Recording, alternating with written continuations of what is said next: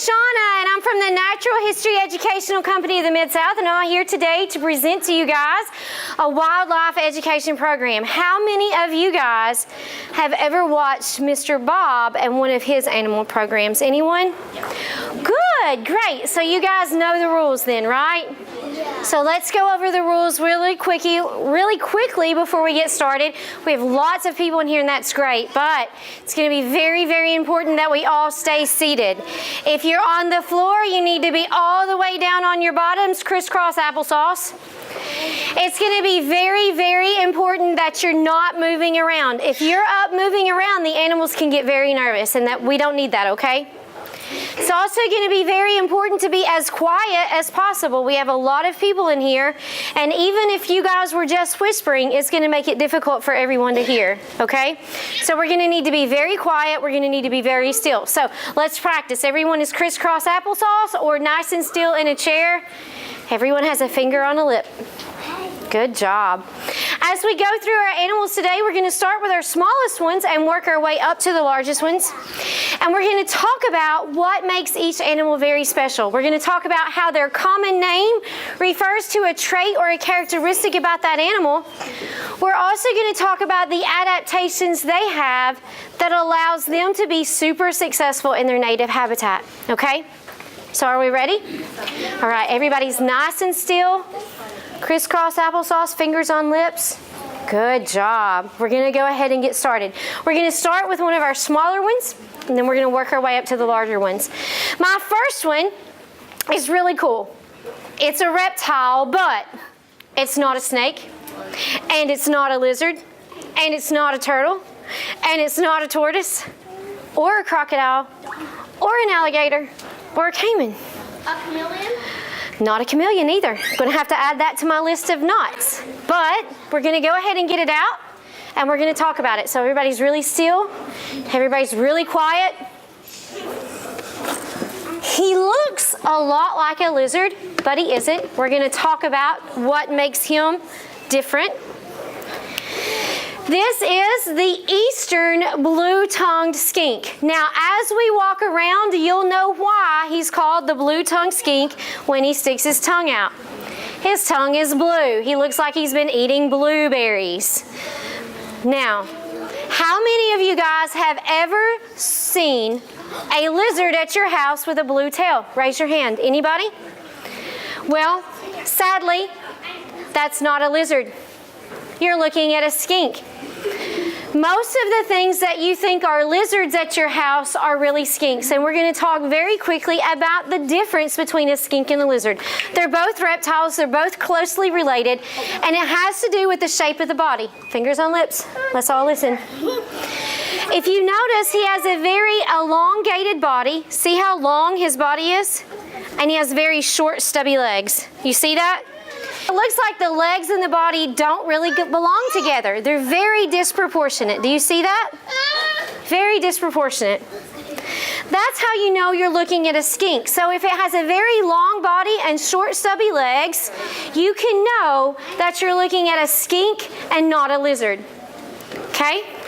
So the next time you see what you think is a lizard in your backyard, look at the body. If the body is very long and the legs are short and stubby, you're looking at a skink. Lizards' body are shorter and they have more proportionate legs. They look like the legs and the body actually fit together. Okay? Now, this is not an animal that you'll see here in North America, but it's closely related to the skinks that we have in our yards. This guy is found in Australia, and he's one of the largest species of skink. He is diurnal. Raise your hand if you can tell me what the word diurnal means. Yes, ma'am. It means it stays awake in the day. Very good. He's active during the day and he sleeps at night. He's like most people, right? So he's active in the day and he sleeps at night. He is an omnivore. Raise your hand if you can tell me what omnivore means. Did you forget? Huh? Yeah. What? I said I forgot. Oh, okay. Yes, sir. A carnivore eats meat. Well, you're right. A carnivore eats meat, but what does an omnivore eat? It eats both meat and plants. Very good. He eats both meat and plants. Shh, guys, listen. Everybody put your fingers on your lips. He'll eat his greens if you make him. Kind of like kids, isn't he? So if he has kale and collard and nothing else, he'll eat it. He'll eat apples if he has to, but he likes worms. Mealworms. Big, fat, juicy mealworms. He likes mealworms like I like pizza. And guys, that's serious business. I love pizza. So you know how much he likes his mealworms. We want to next talk about his tongue. Okay, everybody listen. Fingers on lips.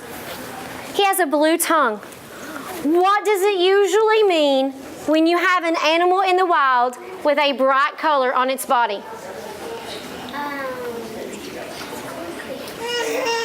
Poisonous. Yeah, it's a warning signal, right? So usually if you have bright colors on an animal in the wild, it's warning. You don't want to eat me. I am bad for you. I could make you sick or kill you. Now, he will not make you sick. He will not kill you. As a matter of fact, he might be very tasty. But he's going to use that blue tongue to his advantage in the wild. So when something comes up to him and makes him feel threatened, he's got a couple little things that he does. Number one is he's going to puff his body out. Now, the reason he's going to puff his body out is to make himself look larger than he really is, because in the wild, the bigger you are, the badder you are, right?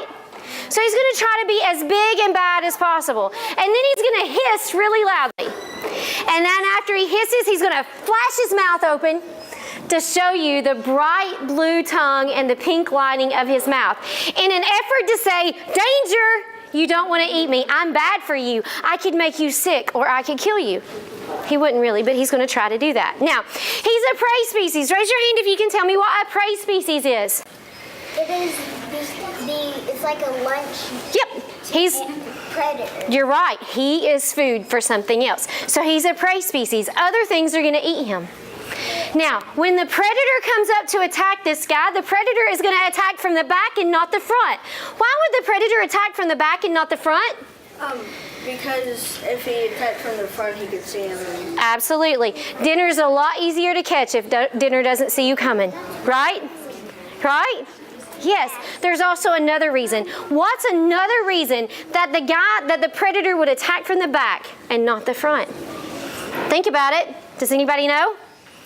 Because the tongue would get them. Not the blue tongue. Yes, sir. The mouth. The mouth. Absolutely. Think about it, guys. The mouth has what? Teeth. And if you were this guy and something came up to you and made you feel threatened and made you feel like it was going to try to eat you, wouldn't you do everything you could to fight back? Absolutely. And the predator knows that. The predator doesn't want to get bitten. Okay, guys, fingers on lips. So the predator is going to attack from the back. So he thinks he has an easy meal, but there's a little trick this guy has up his sleeve. When the predator grabs him from the back and scares him half to death, he has this cool little trick, and he can finesse his tail. Now, what do you think that means? It means his tail will pop off and he can grow new one. That's right. It means he can break his tail off. He can release that tail. So when the predator grabs this tail and scares him half to death, the muscles in this tail are going to constrict and contract really tightly, almost like a rubber band that gets wound around something too tightly, until he loses that tail, until it falls off. Then the predator is left eating the tail, and this guy can make his getaway. He can regrow the tail. It takes about a year. As long as there's plenty of food in the environment, he'll regrow that tail in about a year, and you can look at the skinks in your backyard and know if they've lost their tail or not. So, next time you see a skink in your backyard, I really want you to focus on the tail. If the tail is nice and pointy like this tail, he's never lost it. If the tail is more rounded, then that means he's lost it and is currently regrowing it. Pretty cool, don't you think? Now think of it like this. You might not think that's pretty awesome, but what if somebody were to come up to you and grab you by your arm and scare you half to death? Can you break that arm off and regrow it? No. So don't you think it's really cool that he can break his tail off and regrow it as a way not to be eaten? I think that's a pretty cool trick to have up your sleeve, right? So he's the eastern blue-tongued skink. He's from Australia. Okay, guys, fingers on lips. Why is he called the blue-tongued skink? Because he has a blue tongue. Very good. You're going to start to notice that trend. He has a blue tongue. He's called the blue-tongued skink. That makes sense, doesn't it? Pretty cool. Okay, so while I'm putting him up, I'm going to talk about my next one. My next one is a very social species. It does better if it has a partner with it. That does better if it travels together. So it's traveling with its litter mate. They were born together. Shh, no. They were born together, they've grown up together, so it's kind of like they're sisters. And the cool thing is, they act a lot like siblings act. Raise your hand if you have a brother or sister. That's all, just raise your hand, okay? Put your hands down. Put your hands down. Raise your hand if you have been known to fuss with brother or sister. That's what I thought. Okay, hands down, fingers on lips. I ask you that so that you can get an idea as to the behavior of this little girl and her kind of demeanor or her disposition. So when they're together, if one is drinking water from the water bottle, one will come and push one out of the way and maybe take one sip from the water bottle and walk away. They have a multi-level enclosure, and they have this spiral slide that goes from the first to the second level that they can climb up and down. One waits for the other one, and as it tries to go to the second level, she refuses to let her go up. She keeps pushing her head down, and she'll do that for several minutes at a time, and they'll squabble. They have food pellets, and they use those their little paws to hold those food pellets to their hand. A couple weeks ago, I was feeding them. Turned around to feed something else, and I heard this terrible ruckus, and I turned around. One had the other by the ears like this and was using her mouth to steal food from her sister's mouth. They're constantly interacting like that. They're fun. They have a great personality. I wanted you to know that about them. But when I get them out, we're really going to talk about why they're so important to the environment that they live in. Okay? They're extremely important, so we're going to talk about that. So, just to remind you, everybody's sitting still, crisscross applesauce, fingers are on the lips. We're waiting for me to get the next one out. Nice and quiet.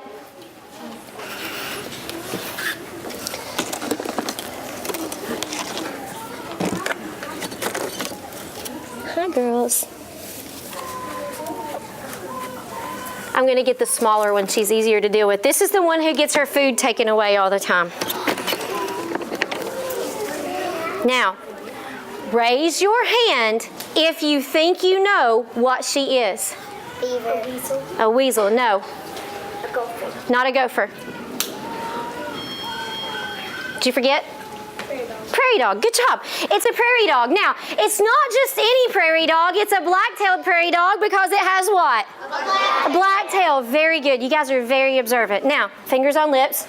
I see a few older kids in here, so I'm talking to the older kids, and I'm talking to my adults right now. Raise your hand if you've ever learned about the Lewis and Clark expeditions, if you've ever heard about those. Good. Lewis and Clark explored the New World. That's where we live. And when Lewis and Clark explored the New World, they kept records of everything they saw. They mentioned the black-tailed prairie dog in their notes. And they said no matter where they went in the West, the Northwest, the Midwest, or the Southwest, they were everywhere by the millions. That is important because now their population is down to about 2% of the original numbers. That's concerning because of how important she is to the environment. We're going to talk about that. Kids, you know some animals eat other animals for food, right? Yeah. Okay, she is an extremely important part of the food chain. Lots of things eat her to survive. Owls and hawks eat her. Foxes and coyotes and badgers eat her. There is one mammal in North America, it's the most endangered mammal, and they eat only prairie dogs. First, raise your hand if you can tell me what endangered means. No more. There's not as many, so their numbers are really low. So there is an animal whose numbers are very low that eats only prairie dogs. Does anybody know what the most endangered mammal of North America is? Does anybody know? Yes, sir. What is it? No. Does anybody else want to take a guess? Yes.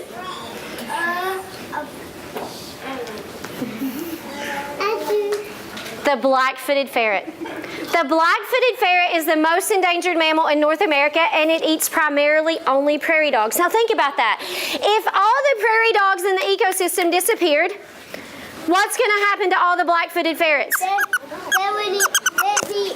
be extinct. They would be extinct. Very good. Okay, guys, fingers on lips.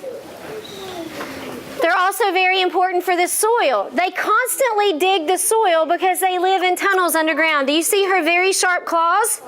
She looks like she's ready for Halloween, but she uses those claws to dig. That's important for the soil.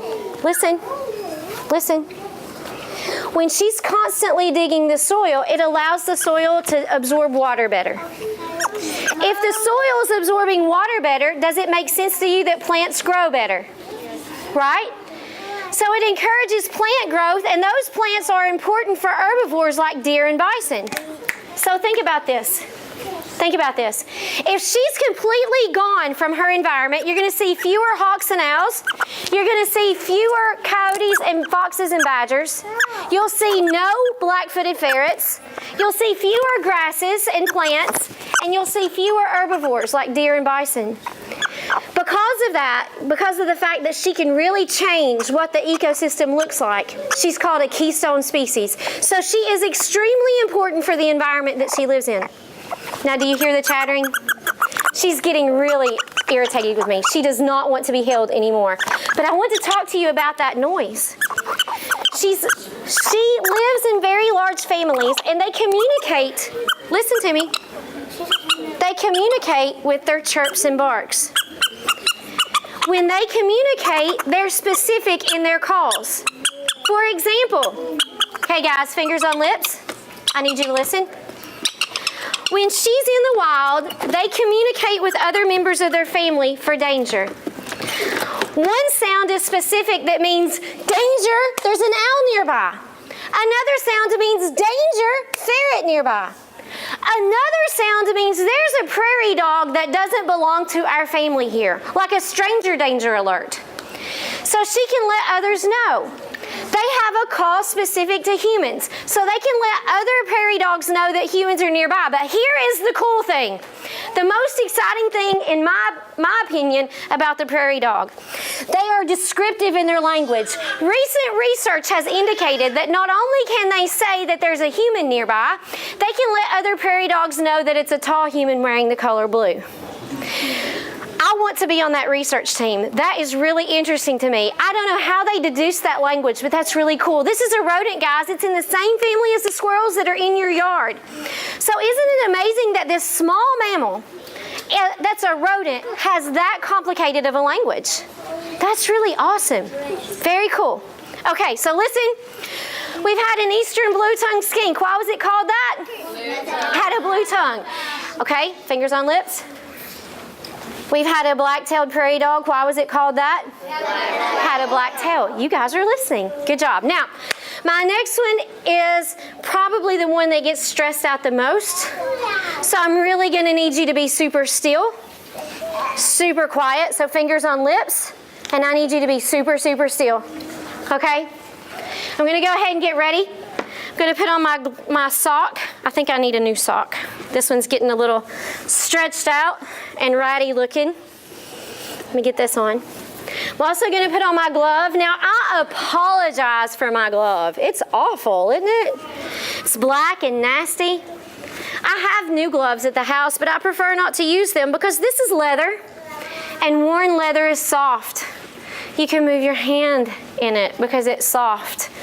My new glove is stiff. I can't move my hand as well, and believe me, you'll want me to be able to move my hand. So I went for function over fashion. Okay, so I'm sorry about the black glove, but I'm going to go ahead and get it out. While I'm getting it out, please stay quiet. It's not exactly this little guy's time of day.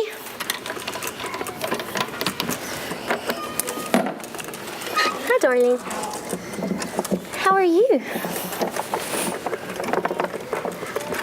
Holding on for dear life, I see. Okay, let me get him out so you guys stay really super quiet while I get him on my fingers. This is a really awesome animal. This is the African straw-colored fruit bat. We're really going to go through that name, okay? African straw-colored fruit bat. If he's the African straw-colored fruit bat, where do you think he's from? Africa. Well, that makes sense, doesn't it? Now, the straw color refers to that bright patch of yellow fur under the neck. Do you see that bright patch of yellow fur under the neck? It's straw colored. So he's from Africa. He has a straw colored patch of fur under the neck. What do you think he eats? Fruit. Well, that makes sense, doesn't it? So he's the African straw-colored fruit bat. Sit down, sweetie. He's from Africa. He has a straw-colored patch of fur under the neck, and he eats fruit. He is a mega bat. Shh. Listen up. What do you think mega means? Raise your hand if you know. Yes, sir. Big. Very good. Okay, guys, everybody sit still. Fingers on lips. All the way down on your bottoms. Crisscross applesauce. Thank you. Mega means big. He is a big bat. He's one of your larger species of fruit bat. They have a pretty large wingspan. They use their wings not only for flying, but they can use their wings to cover their body like a blanket. After a rain, when it's cooler and they're cold, they'll do that. Now, here's the cool thing. This bat is really awesome because of how it interacts in the environment. There is a plant that depends on this bat to survive. I'm not sure if you knew that, but plants can depend on animals to survive. Did you all know that? Okay, I'm going to talk to you about how it works, so everybody listen. There is a tree in Africa. It's called the teak tree. Parents, have you ever heard of teak wood? It's pretty valuable. The tree is becoming increasingly rare, and the tree depends on the activity of this bat to survive. When the bat eats the fruit of the teak tree, it swallows the seeds. Now think about that. When you swallow a seed, where do you think the seed's going to end up? In the dropping. Okay, what's that called? Poop. Poop. Absolutely. It's going to end up in the poop, and that's important. Poop is important. Let's talk about it. When this little bat eats that fruit and swallows the seed, it's eventually going to poop out that seed somewhere else away from the original tree. That's called seed dispersal.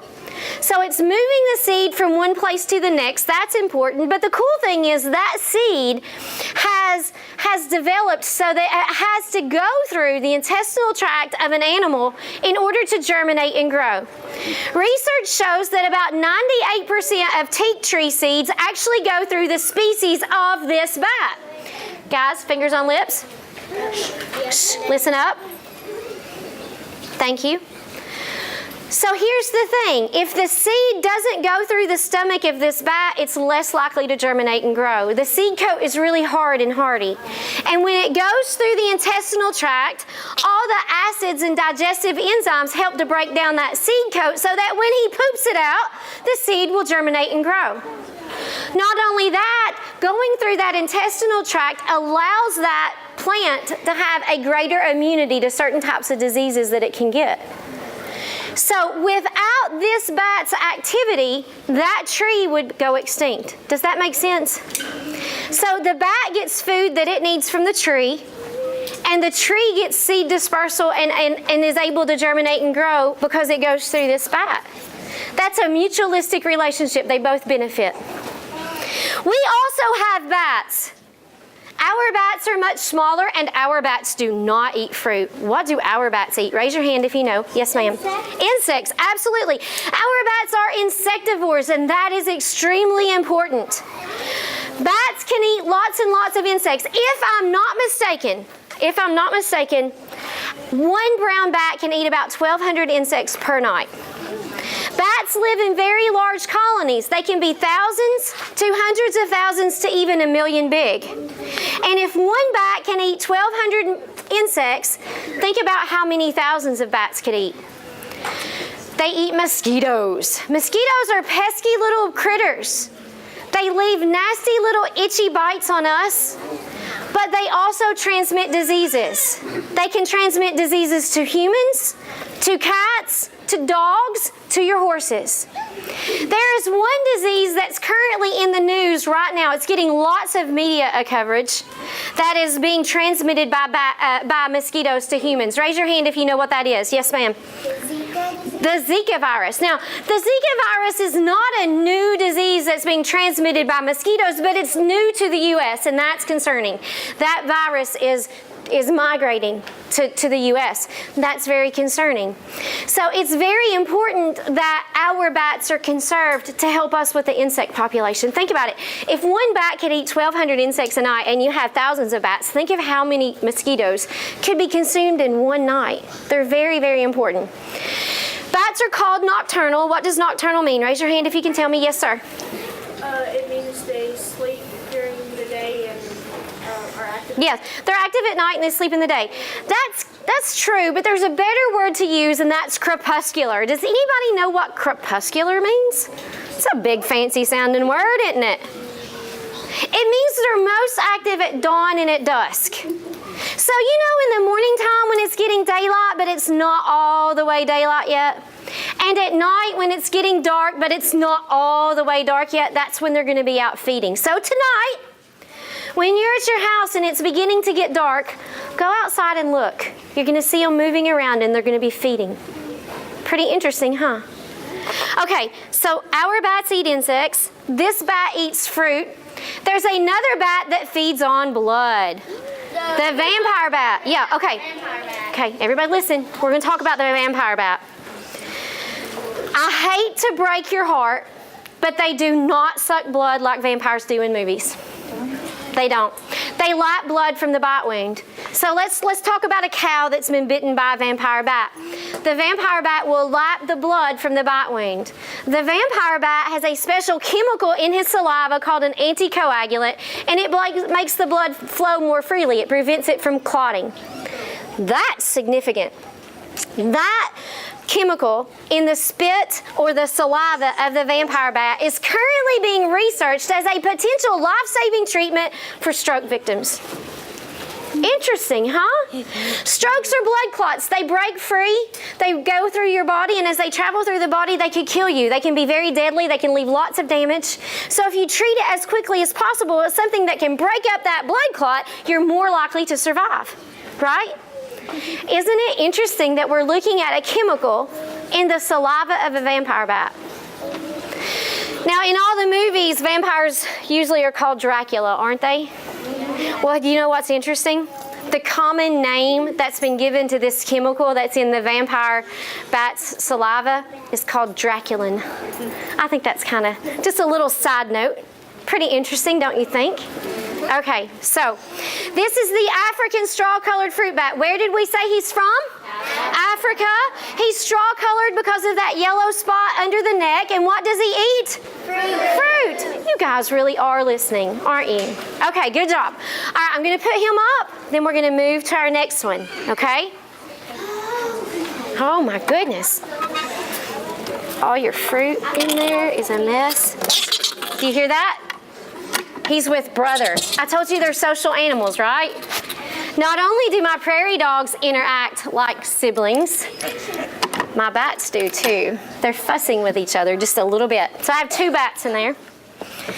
Now my next one is asleep, and it brings me great joy to wake him up. Absolutely great joy. His eyes are closed because he truly is nocturnal. What did we say nocturnal meant? Sleeps in the day and he's up all night. Parents, he's a lot like a teenager in every sense of the word. He sleeps all day and he's up all night. I see a teenager. Huh? Yeah, you're pointing. See, mom's like, yeah, she knows what I'm talking about. Okay, listen. Listen. When we're traveling at night and it's starting to get dark, he starts up full throttle. And it sounds really sweet the first couple of times he does it, but then after that it sounds like this. Mom, mom, mom, mom, mom. You know how the kids are like that? Mom, mom, mom. That's what I feel like. Oh, yeah, just gets on my nerves. Listen. When we're getting ready to go to sleep at night, if we're in a hotel room, full throttle. I usually ask for a room with 2 beds. That way I can strip one bed and put all the covers on top of his kennel. And then I'll put him in the bathroom if it's large enough and there's an exhaust fan. And I would use my earbuds. I did do that and listen to a little white noise app on my phone, but my last animal chewed my earbuds up. So that's out. So let's just say that I get less sleep than he does. So when I have the opportunity to wake him, it makes me happy. I feel like I'm getting some sort of a little bit of a payback. Isn't that terrible? Even when we're home and not traveling, I thought it would be smart to put his very large enclosure outside of my bedroom window. Not really good thinking on my part. That is not what you call problem solving right there, y'all. So let me get him out and we're going to talk about him. Are you ready? Okay, fingers on lips. You're nice and quiet. Still, crisscross applesauce. Hi, darling. How are you? Wake up. Wake up. Don't you fuss with me. Nope. Nope, nope, nope. Come on. Up, up, up.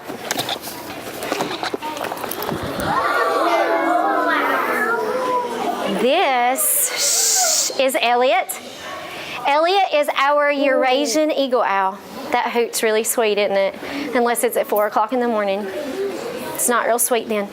We're going to talk about Elliot. Elliot is a Eurasian eagle owl. That means he's from Europe and Asia. That makes sense, doesn't it? Eurasian, Europe and Asia. Eagles are large birds. So eagle implies his size. He's one of the larger species of owl in the world. You will not find this owl in North America. You will find him in Europe and Asia. He can live in lots of different habitats. He can live in forested areas. He can live where it's hot and dry.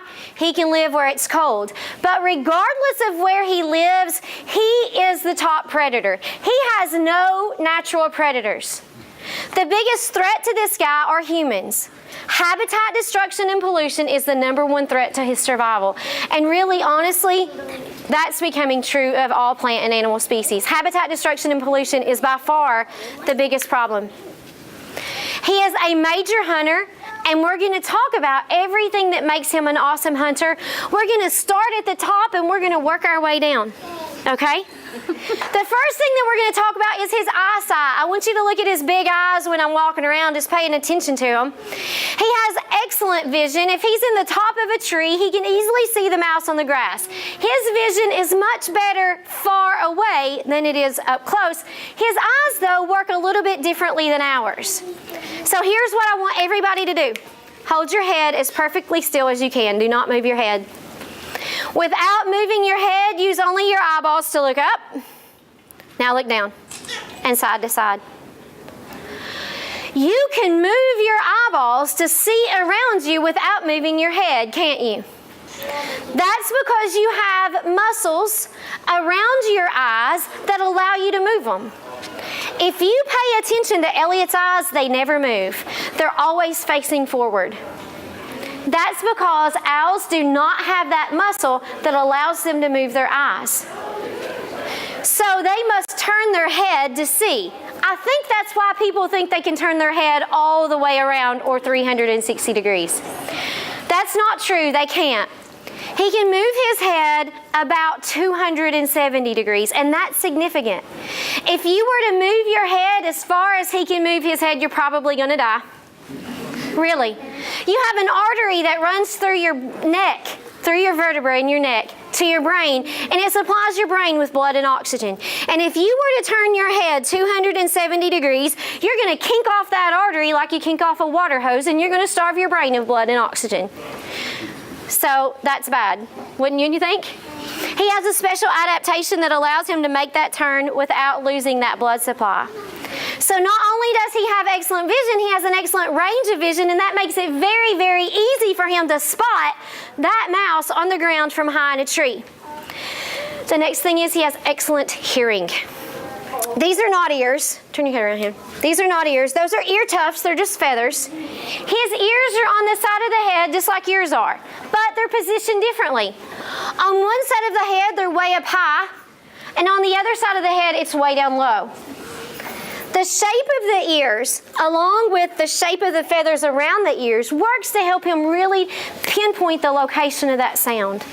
If you were to take your hands and cup them into a C and put them across both ears like this and move your head slowly, you'll find that you can hear noise better in some places than others. That's kind of the way his hearing works. So not only can he see that mouse from high in the tree, he can easily hear it as well. But the next thing that makes him an awesome hunter is by far, in my opinion, the coolest. I get the most excited about this one. He's a ninja. Really, he's a ninja. So here's what happens. when he's deciding to eat the mouse, when he sees the mouse and decides it's going to be food, the mouse never hears him coming until it's too late, until he's in his grasp. That's because he's a ninja. He makes no noise when he flies. I'm going to get him to open his wings, and I want you to listen. Are you ready? He may hoot. That doesn't count. But I want you to listen to the wings. Do you hear anything? Yeah. Nothing. When an owl flies, they're silent. And that's because of the shape of the feather. The leading edge of the feather is serrated. What that means is as he swoops through the air, it breaks up all the air resistance. On the back side of the feathers, you have all of this soft, fluffy down that soaks up the sound waves like a sponge. So when he flies in on the mouse never hears him coming. Pretty cool, don't you think? Yeah. Parents, we have a Facebook page, NHECM, and a few weeks ago on that page, I shared a video from Audubon, about a 3-minute video. It's really cool. I'm talking to my grown-ups now. And in that video, they compared the flight of an owl to that of a peregrine falcon and a pigeon. They had them set up in a very large room, and they flew them perch to perch for food. And underneath the flight path, they had a very high-tech microphones so that they could pick up sound. They never picked up sound from the owl. Really cool video. It's about 3 minutes long. It's from Audubon. If you want to check that out, I would highly encourage you to. It's really awesome. Also, as a side note, for all my military and history buffs in here, when engineers are designing aircraft for the military to fly silently for war, they look at the shape of an owl feather. They think, how is it that we can apply the physics behind the owl feather to an aircraft for flight as silently as possible? I think it's quite interesting with all of our high-tech equipment and high-tech information that we have today that we're looking at the shape of an owl feather to guide us on aircraft. Isn't that awesome? That's awesome. And the last thing that makes him an awesome hunter are his feet. Please look at his feet. They're very strong. They're very powerful. He has 4 toes on each foot with very sharp claws or talons. Do you see those? Now, the shape of the feet are important. He has 2 toes facing forward and 2 toes facing backwards. Why do you think that's important? So he can have better grip on the tree. Absolutely. And prey. So as soon as he decides he's going to get that mouse and grip it, he's not going to let go. Anything smaller than him is fair game. Mice, rats, squirrels, small birds, your cat, a small dog. So guys, if you're looking for a way to take care of cats in your neighborhood that aren't yours, maybe you need a couple owls. Who knows? All right, guys, listen. He's a carnivore. Raise your hand if you can tell me what carnivore means. Yes, ma'am. Meat eater, absolutely. But he has terrible table manners. Terrible table manners. He does not chew his food. He gulps it whole. So here's the thing. If it's a small mouse, he's going to gulp it just like that. That's pretty cool. But if it's something too large to gulp in one little swallow, he has these really sharp talons and this really super sharp beak that he uses like his own personal steak knife that never needs to be resharpened wherever he goes. Now, if you'll notice, I can get him to open his wings. That's a bait. Don't freak out. It's a natural behavior. That's called a bait. That's a natural behavior in the bird. I'm going to get him to open his wings and flap them, and I want you to notice that he spreads his tail feathers out and moves those up and down, and he also opens his wings. He's not trained to do that. What he's doing is he's trying to get back on balance. When I move my arm, that gets him off balance. So by opening his wings and these tail feathers and moving them, it helps him to get back on balance. He's a full-grown male. Here's something very cool that you need to know. He's a full-grown male. He's got about a 4-foot wingspan. If I had a female grown on this arm, a full-grown female, she would make him look very little. She's going to be about 2/3 bigger. That's significant. When you have a male and a female of the same species that are different sizes or different colors, like a mallard duck, you know, male mallards have that big green head. Females are brown, right? So anytime you have a size difference or a color difference in your males and females, that's called sexual dimorphism. Di means 2, Morphs are variations.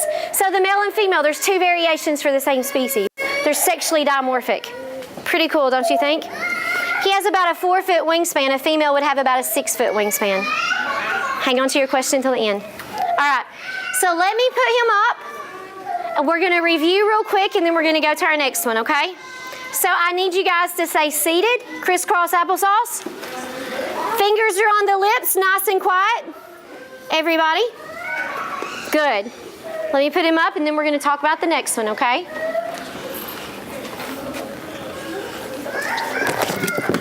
Oh. Did you hear him hoot? It's real sweet unless it's at midnight or 2 or 4 in the morning. All right, so let's review really quick. We had an eastern blue-tongued skink, and it was called that because of why? Blue tongue, right? Black-tailed prairie dog had a black tail. African straw-colored fruit bat. Where was it from? Africa. The straw-colored refers to that yellow color on the neck, and what did it eat? Fruit. Absolutely. We had the Eurasian eagle owl. He's from Europe and Asia, and the eagle owl means he's the largest species of owl, right? Are you seeing how the name refers back to a trait or a characteristic on the animal? Very good. Now my last one is a baby, and I need you guys to be very quiet and still, because when I get him out, he gets a little bit nervous with a lot of people around. He's really sweet. We have a lot to talk about, but I'm going to need you to be really still and really quiet. Can we all do that? Okay, so everybody's down on their bottoms. Crisscross applesauce, and fingers are on lips. Good job. You guys are being great today. Aren't they, Minda? They are. Come on. Come on, sweetie. Oh, my goodness. This is Dominic. Now, let's talk about Dominic. Everybody be quiet. Dominic is a red kangaroo. He's called the red kangaroo because when he's an adult, he's going to be reddish-brown. You can start to see the red color coming out on the belly. You can also see it behind the ears. So when he becomes a full-grown adult, he's going to be that red or reddish-brown color. That's why he's called the red kangaroo. Okay? He is a marsupial. Raise your hand if you can tell me what the word marsupial means. Yes? It means you only eat plants. Nope. A pouch? A pouch. Marsupials are pouched animals. So the marsupials have a pouch. Only the females are pouched. And that's where they have their babies, and that's where they nurse their babies. Dominic is a boy, so Dominic does not have a pouch. Red kangaroos are one of 5 species of kangaroos, and it's the largest species. Looking around. Sir, in the back, sitting down, University of Arkansas, how tall are you? How tall are you? 5'10". 5'10". Do I have anybody in here 6 feet or taller? How tall are you, sir? 6'4". I need you. What's your name? Sydney. Sydney. Hello, Mr. Sydney. How are you today? You're good. Okay, everybody look up here at Mr. Sydney. You're 6'1"? Yes, ma'am. Perfect height. Everybody look at Mr. Sydney. He's 6 foot 1 inch tall. That's pretty tall, isn't it? A full-grown male kangaroo that's non-neutered can get about an inch taller than him and can weigh about 200 pounds. That's a very large animal, isn't it? Oh, yeah. 250. Yeah, so almost as big as Mr. Casey. That's awesome. Or Mr. Sydney, I'm sorry. I don't know where Casey came from. Okay, so not enough caffeine maybe? Who knows? All right, so let's talk about this. Not only can he get that tall, as a full-grown adult, they can jump about 6 feet high. So a little shorter than Mr. Sydney, he can jump. Can you guys jump that high? No, that's pretty high. He can jump 6 feet high and 30 feet horizontally. Wow. And they can move about 35 miles per hour. Thank you. Thank you. I always think it's great if we can find somebody to use as a visual reference for height. That's pretty tall, isn't it? I talked to a lady from Middle Tennessee just a few weeks ago, and she just got back from a trip to Australia, and she said while she was on that trip, she rode the train. And she saw a bunch of kangaroos. Now, let's think about that. When we have a bunch of deer, we call them a herd, right? What do you call a bunch of kangaroos? A herd. Nope, not a troop. It's a mob. So, she saw a mob of red kangaroos, and she said for several minutes they easily kept pace with the train. Wow, that's really moving, isn't it? They have very strong muscular back legs. That's what allows them to jump. Their primary mode of locomotion, of course, is hopping and jumping. I said that they can move very quickly, 35 miles per hour. They also use their tail. Please listen. They have a very large muscular tail. They can use that almost like a leg. They can lean back on it. It's very interesting to watch him just rest all his body weight on that back tail. It's that strong. He can also use that back tail to keep his balance when he's jumping and running. So when he goes around a corner or decides to change direction, that tail is like a rudder. It keeps him from falling down. But we have to learn, right? So he's not great at it yet. So here's what happens. When he gets taking off, jumping really quickly and decides to make a turn, he wipes out. Feet go one way, head goes the other, and he totally falls down. And then he jumps up like, dude, what just happened here? So he's learning. He's an herbivore, so he eats plants. He likes hay. They'll eat grasses. He loves apples and kale. He also has special kangaroo food. It looks like dog food, but it's kangaroo food. He eats that. Now, Dominic is still a baby, so he's still nursing a bottle, and he'll continue to take special kangaroo milk through the end of summer with his bottle. When kangaroos are born, they're about the size of a lima bean. Think about that, guys. A kangaroo is born about 30 days after conception, and they're born the size of a lima bean. So in less than a year, about 8 months, think about how much he has grown. Wow. A mama can have a kangaroo this size and a kangaroo this size at the same time. She can nurse them both at the same time. That's not all that spectacular. I had twins, so I know it's possible to nurse two babies at the same time, right? Mama kangaroo has this beat though. She can produce 2 different kinds of milk for each baby. Each baby will nurse only one teat the whole time it's nursing. And she can produce different kinds of milk for each baby based on their developmental needs. How awesome is that? She has every mama in here beat. Now, they go inside their mama's pouch to nurse or to rest. He has his own pouch here. He'll continue to try to get in that pouch until finally mama's like, dude, you're too big. You can't go in there anymore. But this is what he does. He curls up in his pouch. They jump in head first, just like that. And they lay in their pouch upside down, just like that. And that's how I carry him. This is his makeshift pouch. Now here's the funny thing. Here's the funny thing. He's a baby still, and he gets really stressed out if you leave him at home by himself. You noticed he had on a diaper because I don't like to get peed and pooped on, and he's not potty trained. Oh. I told you that he took a bottle, right? So he's like a baby, very much like a baby. So if my mom cannot babysit the grandroo, instead of the grandbaby, it's the grandroo. If she can't babysit the grandroo and I have to go somewhere, he goes with me. For example, if you saw me the night before last at Walmart here in Bryant, you would have seen me carrying around my bag like this. He would have been with me. You wouldn't have known that I had a kangaroo in my bag, right? So here's the thing. When people see me out in public, they just think I have a really ugly purse. It's a very heavy purse. They just think I have a very ugly purse, but really, I've got a baby kangaroo in it. So the next time you see someone carrying a very large bag, you may want to ask yourself if there's a baby kangaroo in it. Because there very well may be, just like this. His feet are sticking out, but usually no one notices him. He's just like this the whole time. Isn't that funny? It's crazy, isn't it? Before I leave today, I'm going to make sure that we have bookmarks given out to the kids. They're really cool. This is a reading program, right? So we need bookmarks for our books. And on the front of the bookmark is what a red kangaroo looks like as a full-grown adult. So you can see how very large this gets. Now, I should make a little disclaimer here. Dominic's not going to get that big. He's been neutered to keep down, possible aggression and things like that. That also stunts his size. So he'll only get about this big and be about 90 pounds. That's still a pretty big animal, right? But this shows you how big and beefy a red kangaroo can actually get. So we're going to give those out to everybody today.